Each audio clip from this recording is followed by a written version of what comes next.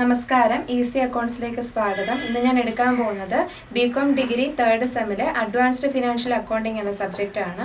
അപ്പോൾ അതിലെ രണ്ടാമത്തെ മൊഡ്യൂളായ അക്കൗണ്ടിങ് ഫോർ കൺസൈൻമെന്റ് എന്ന ചാപ്റ്ററിലെ ഒരു ടോപ്പിക്കാണ് ഇന്ന് എടുക്കാൻ പോകുന്നത്. അപ്പം ഇന്നത്തെ topic accounting for loss of goods, അതായത് ഈ കൺസൈൻമെന്റ് സമയത്ത് ഗുഡ്സ് അയക്കുമ്പോൾ ചിലപ്പം വല്ല ലോസ് ഉണ്ടാവും. അങ്ങനെ ലോസ് വന്നാൽ അത് എങ്ങനെ ട്രീറ്റ് ചെയ്യണം തുടങ്ങിയ കാര്യങ്ങളാണ് ഇന്നത്തെ വീഡിയോയിൽ പറയാൻ ഉദ്ദേശിക്കുന്നത്. അപ്പോൾ ആദ്യം മനസ്സിലാക്കേണ്ടത് ലോസ് എന്ന് പറയുമ്പോൾ രണ്ട് തരത്തിലുണ്ട്. നോർമൽ ലോസും ഉണ്ട്, അബ്നോർമൽ ലോസും ഉണ്ട്. അപ്പം ഈ ഒരു കൺസൈൻമെന്റ് സമയത്ത് ഉണ്ടാവുന്ന നോർമൽ ലോസ് വന്നാൽ അത് എങ്ങനെയാണ് നമ്മൾ ട്രീറ്റ് ചെയ്യേണ്ടത് തുടങ്ങിയ കാര്യങ്ങളാണ് ഇന്നത്തെ ക്ലാസ്സിൽ എടുക്കാൻ പോകുന്നത്. അപ്പം നമുക്ക് ആദ്യം മനസ്സിലാക്കണം എന്താണ് നോർമൽ ലോസ് എന്ന് പറഞ്ഞാൽ എക്സ്പെക്റ്റഡ് ആണ്, അതുപോലെ അൺഅവോയ്ഡബിൾ ആണ്. എന്ന് വെച്ചാൽ നമ്മൾ പ്രതീക്ഷിക്കുന്നതും എന്നാൽ നമ്മളെ കൊണ്ട് ഒഴിവാക്കാൻ പറ്റാത്തതുമായിട്ടുള്ള ലോസിനെയാണ് നമ്മൾ നോർമൽ ലോസ് എന്ന് പറയുന്നത്. അതായത് ഇപ്പം എന്ത് പ്രോഡക്റ്റ് ആണോ നമ്മൾ അയക്കുന്നത് ആ പ്രോഡക്റ്റിന്റെ സ്വഭാവം അനുസരിച്ച് ഉണ്ടാവുന്ന നഷ്ടങ്ങൾ. ഇപ്പോൾ ഫോർ എക്സാമ്പിൾ പറഞ്ഞാൽ ഞാൻ വല്ല പൊട്ടിപ്പോകുന്ന അല്ലെങ്കിൽ പെട്ടെന്ന് ഉടഞ്ഞു പോകുന്ന തരത്തിലുള്ള ഗുഡ്സ് ആണ് ഞാൻ കൺസൈനിക്ക് അയച്ചു കൊടുക്കുന്നതെന്ന് ഇരിക്കട്ടെ. ഇപ്പോൾ ഗ്ലാസ് ഐറ്റംസ് ആണ്. അപ്പം നമുക്കറിയാം സ്വാഭാവികമായിട്ടും നമ്മൾ ഗുഡ്സ് അയക്കുന്ന വഴിക്ക് ചിലപ്പോൾ എന്തെങ്കിലും എടുക്കുന്ന വഴിയിലൊക്കെ സ്വാഭാവികമായിട്ട് ഒരു പൊട്ടൽ വരാം. അതുപോലെ തന്നെ എണ്ണ അല്ലെങ്കിൽ ലിക്വിഡ് ആയിട്ടുള്ള എന്തെങ്കിലും സാധനമാണ് നമ്മൾ കൺസൈനിക്ക് അയച്ചു കൊടുക്കുന്നതെങ്കിൽ സ്വാഭാവികമായിട്ടും അയക്കുന്ന വഴിക്ക് ലീക്കേജ് ഉണ്ടാവാം. അത് നമ്മൾ പ്രതീക്ഷിക്കുന്നതാണ്. ലീക്കേജ് പറ്റി എന്തെങ്കിലുമൊക്കെ നഷ്ടം സംഭവിക്കാം. അപ്പം നമുക്കത് ഒരിക്കലും ഒഴിവാക്കാൻ പറ്റുന്നൊരു കാര്യമല്ല. അപ്പം അങ്ങനെയുള്ള നഷ്ടങ്ങളെയാണ് നമ്മൾ നോർമൽ ലോസ് എന്ന് പറയുന്നത്. അപ്പം നമുക്കിനി എന്താണ് ഇതിനകത്ത് ടെക്സ്റ്റിൽ പറയുന്നത് എന്താണെന്ന് നോക്കാം. അപ്പം ആദ്യം മനസ്സിലാക്കേണ്ടത് goods send on consignment may sometimes be lost, damaged or destroyed either in transit or at the place of consigning. അപ്പം ഈ ഗുഡ്സ് കൺസൈൻമെന്റ് സമയത്ത് കൺസൈനിക്ക് അയച്ചു കൊടുക്കുന്ന ആ ഗുഡ്സ് എന്ന് പറയുന്നത് ഒന്നുകിൽ ഡാമേജ് സംഭവിക്കാം, അല്ലെങ്കിൽ എന്തെങ്കിലും ലോസ് സംഭവിക്കാം. അത് ഒന്നുകിൽ അയക്കുന്ന വഴിയായിരിക്കാം, അതായത് നമ്മൾ വണ്ടിയിൽ കയറ്റി സാധനം അയക്കുന്നതിന്റെ ആ ഒരു ഇടക്കാലത്ത് ആവാം, ഇല്ലെങ്കിൽ കൺസൈനിയുടെ കയ്യിൽ എത്തിയതിനു ശേഷം ഗോഡൌണിൽ വെച്ചുമൊക്കെ സംഭവിക്കാവുന്ന കാര്യമാണ്. The whole amount of such loss should be borne by the consignor as the title in the goods is not transferred to the consignor. അപ്പം ഇങ്ങനെ നഷ്ടം സംഭവിച്ചാൽ, അതായത് ഗുഡ്സ് അയക്കുന്ന സമയത്തോ അല്ലെങ്കിൽ ഗുഡ്സ് കൺസൈനറുടെ കയ്യിൽ എത്തിയതിനു ശേഷം എന്തെങ്കിലും ആ ഗുഡ്സിന് നഷ്ടം സംഭവിച്ചാലോ ആ നഷ്ടം പൂർണ്ണമായിട്ടും വഹിക്കേണ്ടത് കൺസൈനർ ആണ്. കാരണം നമുക്കറിയാം കൺസൈൻമെന്റ് എന്ന് പറഞ്ഞാൽ ഗുഡ്സ് കൺസൈനിക്ക് അയച്ചു കൊടുക്കുക മാത്രമാണ്. അതിന്റെ ഓണർഷിപ്പ് ഇപ്പോഴും ആരുടെ തന്നെയാണ്, കൺസൈനറിന്റെ കയ്യിൽ തന്നെയാണ്. അതുകൊണ്ട് ഇങ്ങനെ ഉണ്ടാകുന്ന നഷ്ടങ്ങൾ വഹിക്കേണ്ടതും കൺസൈനർ തന്നെയാണ്. Then such a loss may be either normal loss or abnormal loss. അപ്പോൾ ഈ നഷ്ടം എന്ന് പറഞ്ഞാൽ രണ്ട് തരത്തിൽ വരാം. നോർമൽ ലോസും വരാം, അബ്നോർമൽ ലോസും വരാം. അപ്പം നമുക്ക് ഇന്ന് പഠിക്കാനുള്ളത് എന്താണ് നോർമൽ ലോസ് എന്നതാണ്. അപ്പോൾ ആദ്യം തന്നെ ഞാൻ പറഞ്ഞ കാര്യമാണ് നോർമൽ ലോസ് എന്ന് പറഞ്ഞാൽ നമുക്ക് ചുരുങ്ങിയ വാക്കിൽ തന്നെ എന്താണ് നോർമൽ ലോസ് എന്ന് വെച്ചാൽ നമ്മൾ പ്രധാനമായിട്ട് അറിഞ്ഞിരിക്കേണ്ട ഈ രണ്ട് വേർഡാണ്. എക്സ്പെക്റ്റഡ് ആൻഡ് അൺഅവോയ്ഡബിൾ ആണ്. എന്ന് വെച്ചാൽ നമ്മൾ പ്രതീക്ഷിക്കാവുന്നതും, എന്ന് വെച്ചാൽ നമുക്കറിയാം ഇത് നമ്മൾ അയച്ചു കഴിഞ്ഞാൽ ഈ ഒരു ലോസ് വരും. അതുപോലെ തന്നെ അൺഅവോയ്ഡബിൾ ആണ്. നമ്മൾ എന്തൊക്കെ മെഷേഴ്സ് എടുത്താലും നമുക്ക് എന്ത് ചെയ്യാൻ പറ്റില്ല, അവോയ്ഡ് ചെയ്യാൻ പറ്റില്ല. നമ്മൾ കെയർ ആണെങ്കിൽ പോലും ഒരു പരിധി വരെയൊക്കെ നമുക്ക് എന്ത് ചെയ്യാൻ പറ്റത്തുള്ളൂ, അവോയ്ഡ് ചെയ്യാൻ പറ്റും. പക്ഷെ ആ ഒരു പ്രോഡക്റ്റിന്റെ നേച്ചർ അനുസരിച്ച് സ്വാഭാവികമായിട്ട് സംഭവിക്കാൻ പറ്റുന്ന ലോസുകളെയാണ് നോർമൽ ലോസ് എന്ന് പറയുന്നത്. അപ്പം നോർമൽ ലോസ് എന്താണെന്നുള്ളത് നന്നായിട്ട് പഠിച്ചു വെക്കേണ്ട കാര്യമാണ്. നമുക്ക് തിയറിക്കൊക്കെ ചോദിക്കാൻ കൊള്ളാവുന്നൊരു ക്വസ്റ്റ്യൻ ആണ്. അപ്പോൾ ടെക്സ്റ്റിൽ പറയുന്നത് ഇങ്ങനെയാണ്: it is an expected and unavoidable loss which is due to the nature of goods consigned. എന്ത് ഗുഡ്സ് ആണോ കൺസൈനിക്ക് അയച്ചു കൊടുക്കുന്നത് ആ ഗുഡ്സിന്റെ സ്വഭാവം അനുസരിച്ച് അല്ലെങ്കിൽ ആ ഗുഡ്സിന്റെ നേച്ചർ അനുസരിച്ച് സ്വാഭാവികമായിട്ടും പ്രതീക്ഷിക്കാവുന്നതും അതുപോലെ ഒഴിവാക്കാൻ പറ്റാത്തതുമായിട്ടുള്ള ലോസിനെയാണ് നമ്മൾ നോർമൽ ലോസ് എന്ന് പറയുന്നത്. ഇനി എന്തൊക്കെയാണ് ആ ലോസ്? അപ്പോൾ ഈ ഒരു നോർമൽ ലോസ് എന്ന് പറയുന്ന ആ കാര്യങ്ങൾ എന്തൊക്കെയാണ്, അല്ലെങ്കിൽ എന്തൊക്കെ സംഭവിക്കുമ്പോഴാണ് നമ്മൾ നോർമൽ ലോസ് എന്ന് പറയുന്നതെന്ന് നോക്കാം. ഇത് വളരെ ഇമ്പോർട്ടൻ്റ് ആണ്. കാരണം നമുക്ക് ക്വസ്റ്റ്യൻ വരുമ്പം ഇത് കാരണമാണ് ലോസ് സംഭവിച്ചതെന്ന് പറയുമ്പോൾ നമുക്കറിയാം ഇപ്പോൾ നോർമൽ ലോസ് ആണ് അല്ല അബ്നോർമൽ ലോസ് ആണ് എന്ന് നമുക്ക് ഡയറക്റ്റ് പറയില്ല. ഇപ്പം ലോസ് ഉണ്ടായത് ലീക്കേജ് കാരണമാണ്, അല്ലെങ്കിൽ ലോസ് ഉണ്ടായത് ഇവാപറേഷൻ കാരണമാണ്, അല്ലെങ്കിൽ അങ്ങനെ ഉള്ള കാര്യം പറയുമ്പോൾ നമുക്ക് അത് ഏത് ലോസ് ആണെന്ന് മനസ്സിലാക്കണമെങ്കിൽ ഈ പറയുന്ന കാര്യങ്ങൾ അറിഞ്ഞിരിക്കണം. അപ്പം നോർമൽ ലോസ് ഉണ്ടാവുന്ന എങ്ങനെയൊക്കെയാണെന്ന് ചോദിച്ചാൽ, ഒന്ന് due to loading and unloading. നമ്മൾ സാധനം വണ്ടിയിലോട്ട് കയറ്റുമ്പോഴും വണ്ടിയിൽ നിന്ന് ഇറക്കുമ്പോഴൊക്കെ ഉണ്ടാവുന്ന ലോസ് ആവാം. ഇവാപ്രേഷൻ, നേരത്തെ ഞാൻ പറഞ്ഞു, നമ്മൾ ഓയിലോ അല്ലെങ്കിൽ എന്താ പറയുക, നമ്മൾ അയക്കുന്ന സാധനം ലിക്വിഡ് ഫോമിലുള്ള കാര്യങ്ങളൊക്കെ ആണെങ്കിൽ എന്ത് സംഭവിക്കും? ഇവാപ്രേഷൻ സംഭവിക്കും. Leakage, drying etcetera. ചിലപ്പോൾ നമ്മൾ ഈ പറഞ്ഞ എണ്ണ പോലത്തെ സാധനങ്ങളൊക്കെയാണ് അല്ലെങ്കിൽ നമ്മൾ പൊടി ഐറ്റംസ് ഒക്കെയാണ് നമ്മൾ അയക്കുന്നതെങ്കിൽ അത് ആ കവർ എവിടെയെങ്കിലും ഒന്ന് കൊണ്ടാൽ മതി, ചിലപ്പോൾ ലീക്കേജ് സംഭവിക്കാം. അപ്പം ഇങ്ങനെയൊക്കെ ഉണ്ടാകുന്ന നഷ്ടങ്ങളെയാണ് നമ്മൾ എന്തായിട്ട് കണക്കാക്കുന്നത്? നോർമൽ ലോസ് ആയിട്ട് കണക്കാക്കുന്നത്. അപ്പോൾ ലോഡിങ് ആൻഡ് അൺലോഡിങ് എന്നോ അല്ലെങ്കിൽ ലീക്കേജ് എന്നോ അല്ലെങ്കിൽ നേരത്തെ പറഞ്ഞാൽ ഇവാപ്രേഷൻ കാരണം ഉണ്ടാകുന്ന ലോസ് എന്നൊക്കെ പറയുന്നെങ്കിൽ അത് നോർമൽ ലോസ് ആയിരിക്കും. Any amount of normal effort cannot prevent such losses. നമ്മൾ എന്തൊക്കെ എഫേർട്ട് എടുത്താലും ശരി, അല്ലെങ്കിൽ നമ്മൾ ആ ഒരു നഷ്ടം വരാതിരിക്കാൻ ഭയങ്കര പ്രിക്കോഷൻസ് എടുത്താലും ആ നഷ്ടം സംഭവിക്കുക തന്നെ ചെയ്യും. നമുക്ക് ആ ഒരു നഷ്ടത്തിനെ എന്ത് ചെയ്യാൻ പറ്റില്ല? പ്രിവെന്റ് ചെയ്യാൻ, അല്ലെ തടയാനായിട്ട് പറ്റത്തില്ല. അപ്പം അങ്ങനെയുള്ള ലോസസിനെയാണ് നോർമൽ ലോസ് എന്ന് പറയുന്നത്. ഇനി അടുത്തായിട്ട് പറയുന്നത്, being normal such a loss should form part of the cost of consignment and non special treatment is required for it. Therefore normal loss is not valued and recorded anywhere but the cost of the balance of goods is convenience inflated to cover the normal loss.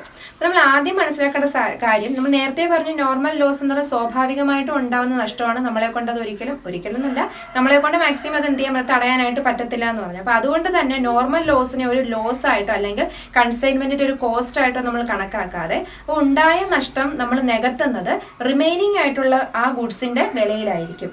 അതായത് ഇപ്പം നമ്മൾ 100 രൂപയുടെ ഒരു goods അല്ലെ 100 രൂപ വിലയുള്ള goods അയച്ചു, അപ്പം നമുക്ക് അതിൽ നിന്ന് ഒരു 20 രൂപയുടെ ഗുഡ്സ് നഷ്ടം സംഭവിച്ചാൽ ആ 20 രൂപയുടെ നഷ്ടം നമ്മൾ നികത്തുന്നത് ബാക്കിയുള്ള 80 രൂപയുടെ ഗുഡ്സിനകത്തായിരിക്കും. അപ്പം നമ്മൾ പ്രത്യേകം നോർമൽ ലോസ് എന്ന് പറഞ്ഞുകൊണ്ട് കാൽക്കുലേറ്റ് ചെയ്യുകയോ അല്ലെങ്കിൽ അത് ഒരു കൺസൈൻമെന്റിന്റെ ഒരു ലോസ് ആണെന്ന് പറഞ്ഞിട്ട് നമ്മൾ കാണിക്കുകയൊന്നും വേണ്ട. നമ്മളത് അഡ്ജസ്റ്റ് ചെയ്ത് ബാക്കിയുള്ള ഗുഡ്സ് വിൽക്കുമ്പോൾ അതിന്റെ വിലയിൽ അഡ്ജസ്റ്റ് ചെയ്താൽ മാത്രം മതി. അപ്പം നോക്കിയാൽ ഇവിടെ പറയുന്നത്, such loss is considered while calculating the value of unsold stock. അപ്പം നമ്മൾ ഈ പറയുന്ന നോർമൽ ലോസ് സംഭവിച്ചാൽ ആ നഷ്ടം നമ്മൾ ക്ലോസിംഗ് സ്റ്റോക്ക് വാല്യൂ ചെയ്യുന്ന സമയത്ത് നമ്മൾ അതിനകത്ത് കൺസിഡർ ചെയ്യേണ്ടതാണ്. The following formula is applied for the valuation of stock when there is normal loss. അപ്പോൾ ഇനി നമ്മൾ പഠിക്കാൻ പോകുന്നത്, അപ്പം നേരത്തെ പറഞ്ഞതുപോലെ നോർമൽ ലോസ് സംഭവിക്കണം, നമ്മൾ സെപ്പറേറ്റ് നോർമൽ ലോസ് എത്ര സംഭവിച്ചത് തുടങ്ങിയ കാര്യങ്ങളൊന്നും ചെയ്യേണ്ട. നമ്മൾ എന്ത് ചെയ്താൽ മതി? ക്ലോസിംഗ് സ്റ്റോക്ക് വാല്യൂ ചെയ്യുന്ന സമയത്ത് ഈ നോർമൽ ലോസ് കൂടി നമ്മൾ എന്തിനാ കൺസിഡർ ചെയ്യണം. അപ്പോൾ ആ സമയത്ത് എങ്ങനെയാണ് ക്ലോസിംഗ് സ്റ്റോക്ക് വാല്യൂ ചെയ്യേണ്ടത് എന്നാണ് നോക്കണം. അതിന് പ്രത്യേക ഇക്വേഷൻ ഉണ്ട്. അപ്പോൾ നോർമൽ ലോസ് സംഭവിച്ചിട്ട് അതായത് നമ്മളൊരു ഗുഡ്സ് അയച്ചു, അപ്പോൾ അതിനകത്ത് നോർമൽ ലോസ് സംഭവിച്ചു എന്നൊരു ക്വസ്റ്റ്യൻ വരുവാണെങ്കിൽ ക്ലോസിംഗ് സ്റ്റോക്ക് വാല്യൂ ചെയ്യുന്ന സമയത്ത് നമ്മൾ ആ ഉണ്ടായ നോർമൽ ലോസ് കൂടി കൺസിഡർ ചെയ്തതിന് ശേഷം മാത്രമേ ക്ലോസിംഗ് സ്റ്റോക്ക് വാല്യൂ ചെയ്യാൻ പാടുള്ളൂ. അപ്പോൾ ഉണ്ടാകുന്ന ഇക്വേഷൻ ഇങ്ങനെയാണ് പറയുന്നത്.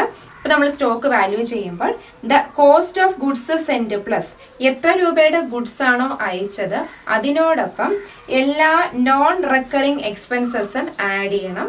അതിനുശേഷം നെറ്റ് ക്വാണ്ടിറ്റി, ടോട്ടൽ ക്വാണ്ടിറ്റി, അതായത് നമ്മൾ അയച്ചതിന് ശേഷം, അതായത് ലോസ് സംഭവിച്ചതിന് ശേഷമുള്ള ക്വാണ്ടിറ്റി ഡിവൈഡ് ചെയ്യുക, അതിനുശേഷം സ്റ്റോക്ക് ഉള്ള ക്വാണ്ടിറ്റി ഗുണിക്കുക.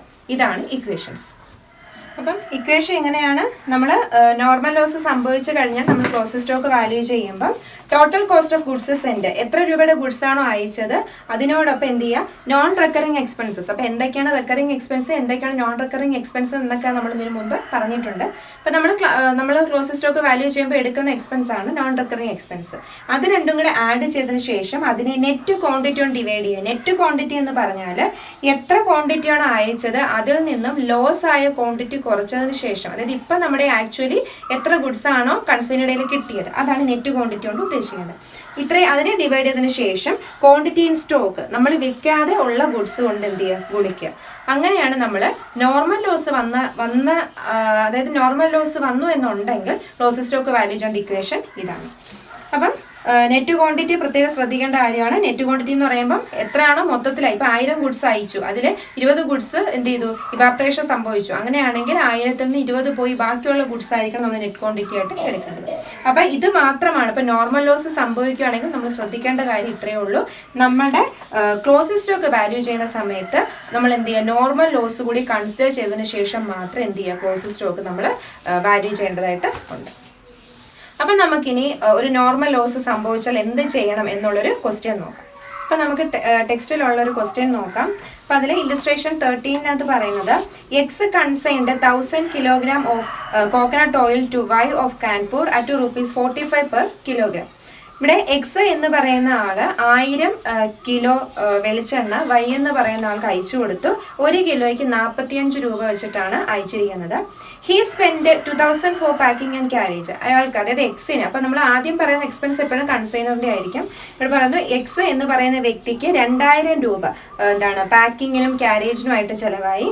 ദെൻ അടുത്ത പറയുന്നത് സോൾഡ് ആണ്, വിറ്റ കാര്യമാണ്. Y sold 700 kilogram at ₹60 and reported a loss of 20 kilogram by leakage, weighting, handling etcetera. ഇവിടെ വൈ കൺസൈനി 700 കിലോഗ്രാം ആണ് വിറ്റത്. അപ്പൊ മൊത്തം ഇവിടെ അയച്ചത് എത്രയാണ്? 1000 കിലോഗ്രാമിന്റെ ഗുഡ്സ് ആണ് അയച്ചത്. അതിലെ 700 ഗുഡ്സ് വിറ്റു. ബാക്കി റിമൈനിങ് 300 കിലോയാണ് വരേണ്ടത്.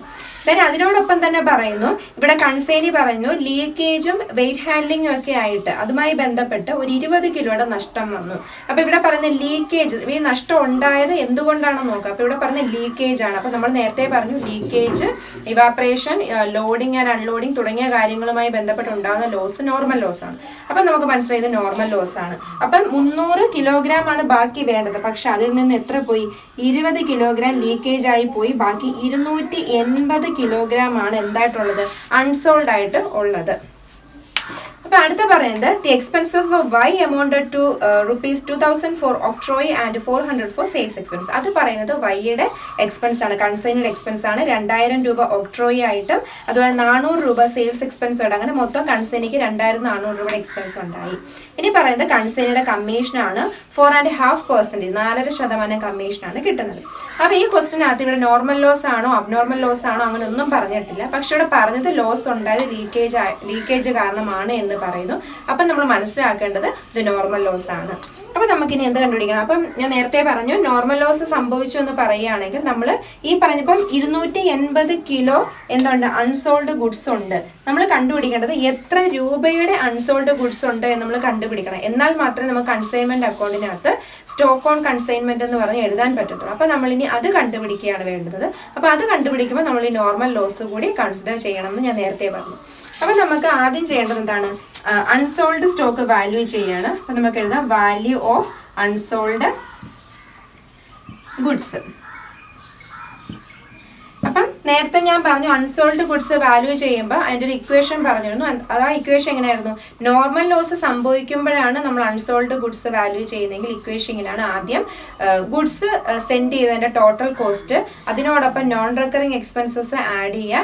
ദെൻ അതിനെ നെറ്റ് ക്വാണ്ടിറ്റി കൊണ്ട് ഡിവൈഡ് ചെയ്തതിന് ശേഷം ക്വാണ്ടിറ്റി ഇൻ സ്റ്റോക്ക് ഗുണിക്കുക. അതാണ് പറഞ്ഞിരിക്കുന്നത്. അപ്പം നമുക്ക് ഇക്വേഷൻ എഴുതാം. Value of stock is equal to cost of goods sent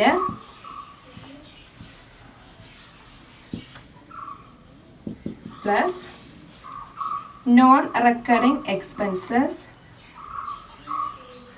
എപ്പോഴും മനസ്സിലാക്കേണ്ട കാര്യമാണ്, ക്ലോസ് സ്റ്റോക്ക് വാല്യൂ ചെയ്യുമ്പോൾ നമ്മൾ നോൺ റെക്കറിങ് എക്സ്പെൻസസ് മാത്രമേ എടുക്കാറുള്ളൂ. അതിനെ നെറ്റ് ക്വാണ്ടിറ്റി കൊണ്ട് ഡിവൈഡ് ചെയ്തതിന് ശേഷം ആ കിട്ടുന്ന ആൻസറിനെ നമ്പർ ഓഫ് അൺസോൾഡ് സ്റ്റോക്ക് കൊണ്ട് ഇൻറ്റു ചെയ്യാം. ഇതാണ് ഇക്വേഷൻ. ഇത് നമുക്ക് ഓരോ എമൗണ്ട് ഇക്വേഷനകത്ത് ഇട്ട് കൊടുക്കാം.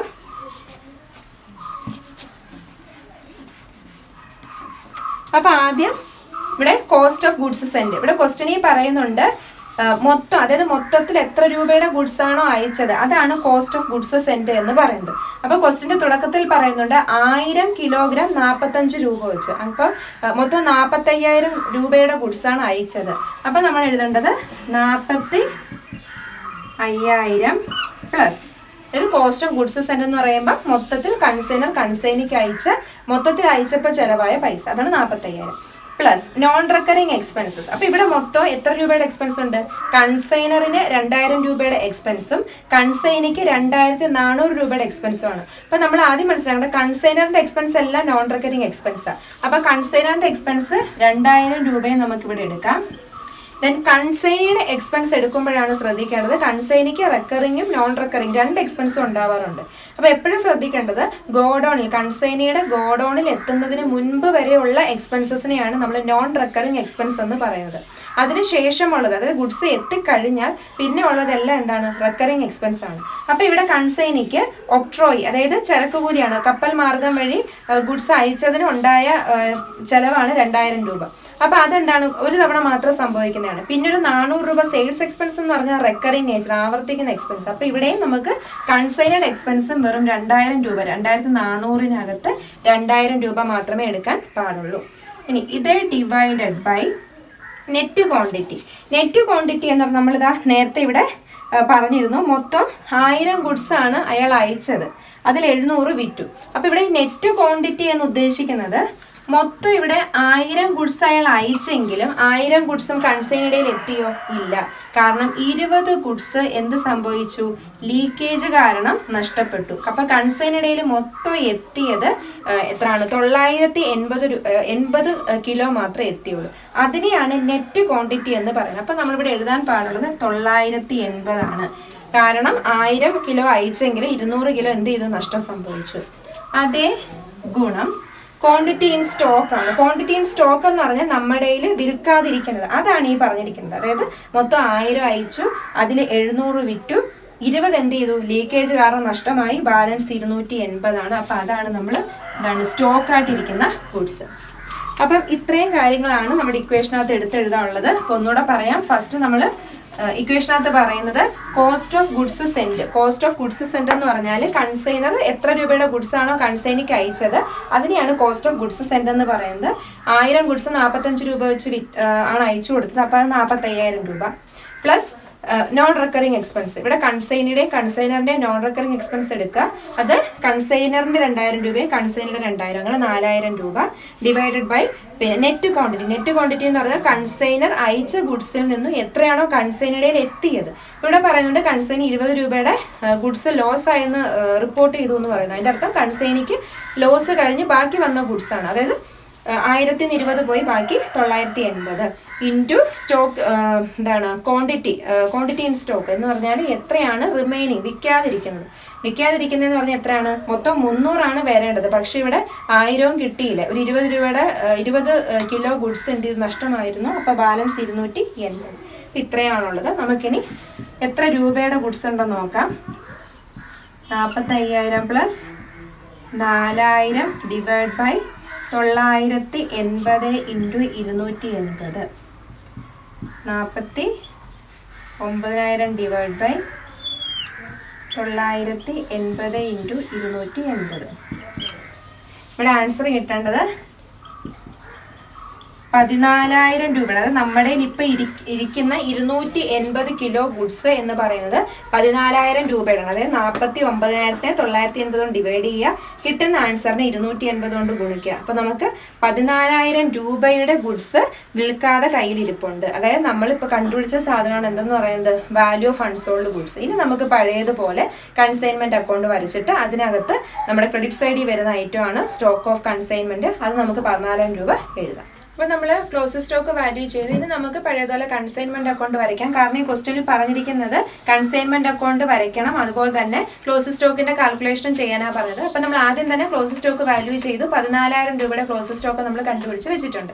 ഇനി നമുക്ക് കൺസൈൻമെന്റ് അക്കൗണ്ട് വരയ്ക്കാം. കൺസൈൻമെന്റ് അക്കൗണ്ട് നമ്മൾ പഴയതുപോലെ തന്നെയാണ്, വ്യത്യാസങ്ങളൊന്നുമില്ല. ആദ്യം തന്നെ കൺസൈൻമെന്റ് അക്കൗണ്ട് ഡെബിറ്റ് സൈഡിൽ എന്താണ്, ഗുഡ്സ് സെൻഡ് ചെയ്യുന്നതിന്റെ എൻട്രിയാണ് എഴുതുന്നത്. അപ്പോൾ എൻട്രി എങ്ങനെ വരും, to goods send on consignment എന്ന് വരും. അപ്പോൾ അത് തന്നെ നമുക്ക് ഇവിടെ എഴുതാം. Goods send on consignment. അതായത് എപ്പോഴും കൺസൈൻമെന്റ് അക്കൗണ്ടിൽ ആദ്യം വരുന്ന ഐറ്റമാണ് എത്ര രൂപയുടെ ഗുഡ്സ് ആണോ അയച്ചത് അത് ഡെബിറ്റ് സൈഡിൽ എഴുതുക. അപ്പോൾ നമ്മൾ ഗുഡ്സ് സെൻഡ് ഓൺ കൺസൈൻമെന്റ് ഇവിടെ മൊത്തം എത്രയാണ്, 1000 ഗുഡ്സ് 1000 കിലോ 45 രൂപ വെച്ച്. അപ്പോൾ എമൗണ്ട് 45000. അത് കഴിഞ്ഞാൽ വരേണ്ട ഐറ്റംസ് എക്സ്പെൻസ് ആണ്. ആദ്യം നമ്മൾ എഴുതേണ്ടത് കൺസൈനറിന്റെ എക്സ്പെൻസ് ആണ്. ഇവിടെ പറയുന്നുണ്ട് 2000 രൂപയാണ് കൺസൈനർ എക്സ്പെൻസ്. അപ്പോൾ എപ്പോഴും കൺസൈൻമെന്റ് അക്കൗണ്ടിൽ കൺസൈനറിന്റെ എക്സ്പെൻസ് നമുക്കറിയാവുന്ന കാര്യമാണ് ബാങ്ക് എന്ന് എഴുതാൻ പാടുള്ളൂ. Bank amount 2000. ഇനി അടുത്തത് കൺസൈനിയുടെ എക്സ്പെൻസ് ആണ്. കൺസൈനിയുടെ എക്സ്പെൻസ് ഇവിടെ പറയുന്നുണ്ട് 2400 രൂപയാണ്. അപ്പൊ കൺസൈൻമെന്റ് അക്കൗണ്ടിൽ കൺസൈനിയുടെ എക്സ്പെൻസ് എല്ലാം കൺസൈനിയുടെ പേര് എഴുതാൻ പാടുള്ളൂ. അപ്പൊ ഇവിടെ Y ആണ് കൺസൈനിയുടെ പേര്, 2400. ഇനി അടുത്തത് സെയിൽസ് ആണ്. സെയിൽസും അതായത് കൺസൈനിയുമായി ബന്ധപ്പെട്ട കാര്യങ്ങളെല്ലാം കൺസൈൻമെന്റ് അക്കൗണ്ടിൽ കൺസൈനിയുടെ പേര് എഴുതാൻ പാടുള്ളൂ. ഇവിടെ സെയിൽസ് എന്ന് പറയുമ്പോൾ 700 കിലോ 60 രൂപ വെച്ചാണ്, അതായത് 42,000 രൂപയുടെ സെയിൽസ് ആണ് നടത്തിയത്. സെയിൽസ് എപ്പോഴും ക്രെഡിറ്റ് സൈഡിലാണ് നമ്മൾ എഴുതുന്നത്. അതും സെയിൽസ് എന്നല്ല എഴുതേണ്ടത്, ഇവിടെ കൺസൈനിയാണ് സെയിൽസ് നടത്തിയത്. അപ്പൊ അതുകൊണ്ട് ബൈ കൺസൈനിയുടെ പേര് Y എന്നാണ്. എമൗണ്ട് 42,000. സെയിൽസ് കഴിഞ്ഞാൽ നമ്മൾ അടുത്തായിട്ട് എഴുതേണ്ടത് കമ്മീഷൻ ആണ്. ഇവിടെ കമ്മീഷൻ ആർക്കാണ് കൊടുക്കുന്നത്? കൺസൈനിക്കാണ്. അപ്പൊ കൺസൈനിയുടെ പേര് എഴുതുക Y. എമൗണ്ട് എന്ന് പറയുന്നത് 42,000 രൂപയുടെ സെയിൽസിന് 4.5%. ഇവിടെ 4.5% എന്ന് പറയുന്നുണ്ട്. അപ്പൊ 42,000 രൂപയുടെ 4.5% എന്ന് പറയുന്നത് 1890 ആണ്. ഇനി നമ്മൾ നേരത്തെ കണ്ടുപിടിച്ച ക്ലോസ് സ്റ്റോക്ക് ആണ് എഴുതേണ്ടത്. എപ്പോഴും ഓർക്കുക, ക്രെഡിറ്റ് സൈഡിൽ വരുന്ന ഐറ്റംസ് എന്ന് പറയുന്നത് ഒന്ന് പിന്നെ സെയിൽസും മറ്റൊന്ന് ക്ലോസ് സ്റ്റോക്കും ആണ്. അപ്പം നമുക്കിവിടെ എഴുതണം സ്റ്റോക്ക് ഓൺ, നമ്മൾ കണ്ടുപിടിച്ച് വെച്ചിട്ടുണ്ട് സ്റ്റോക്ക് ഓൺ കൺസൈൻമെന്റ്. നമ്മൾ നേരത്തെ കണ്ടുപിടിച്ച് വെച്ചത് 14,000 രൂപ എന്നാണ്. ആ 14,000 രൂപയും എഴുതുക. അപ്പം ഇത്രയുമാണ് കൺസൈൻമെന്റ് അക്കൗണ്ടിൽ വരുന്ന ഐറ്റംസ്. ഇനി നമുക്ക് പ്രോഫിറ്റ് ആണോ ലോസ് ആണോ നോക്കാം. അപ്പം ക്രെഡിറ്റ് സൈഡില് രണ്ടുകൂടെ കൂട്ടുമ്പോൾ 56,000 വരും. അപ്പം അതുകൊണ്ട് ഇവിടെ ഏറ്റവും വലിയ എമൗണ്ട് എന്ന് പറയുന്നത് ക്രെഡിറ്റ് സൈഡ് തന്നെയാണ്. അപ്പം നമുക്ക് ടോട്ടൽ കോളത്തിൽ 56,000 തന്നെ എഴുതാം. രണ്ട് സൈഡും 56,000 എന്ന് എഴുതണം. ഇവിടെയും 56,000, കാരണം ക്രെഡിറ്റ് സൈഡാണ് കൂടുതൽ. അപ്പം നിങ്ങൾ ക്രെഡിറ്റ് സൈഡ് കൂട്ടി നോക്കുക, ഡെബിറ്റ് സൈഡ് കൂട്ടി നോക്കുക, രണ്ടും നോക്കിയിട്ട് ഏത് എമൗണ്ട് ആണോ കൂടുതൽ അത് വേണം ടോട്ടൽ കോളത്തിൽ കാണിക്കാൻ.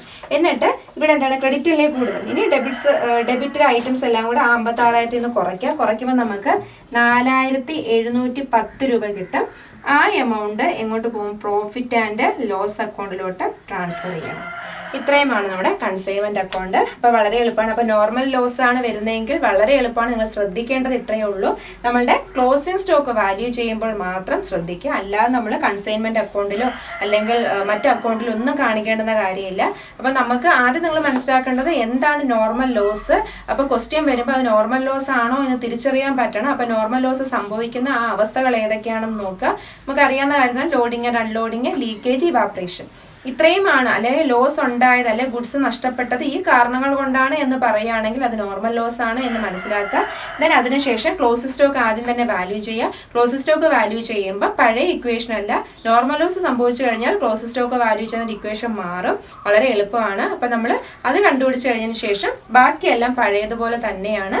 നോർമൽ ലോസ് എന്ന് പറഞ്ഞിട്ടൊരു ഐറ്റം ഒരിക്കലും കൺസൈൻമെന്റ് അക്കൗണ്ടിൽ വരത്തില്ല. അപ്പം ഇത്രയുമാണ് നോർമൽ ലോസിന്റെ പ്രോബ്ലം. വളരെ എളുപ്പമാണ്. അപ്പം നോർമൽ ലോസ് എന്താണ് എന്ന് അറിഞ്ഞിരിക്കുക. അതും എന്താണ് 2 മാർക്കിനൊക്കെ ചോദിക്കാൻ പറ്റിയ ഒരു ക്വസ്റ്റ്യൻ ആണ്, എന്താണ് നോർമൽ ലോസ് എന്നുള്ളത്. അപ്പം ഇത്രയുമാണ് നോർമൽ ലോസിന്റെ പ്രോബ്ലം.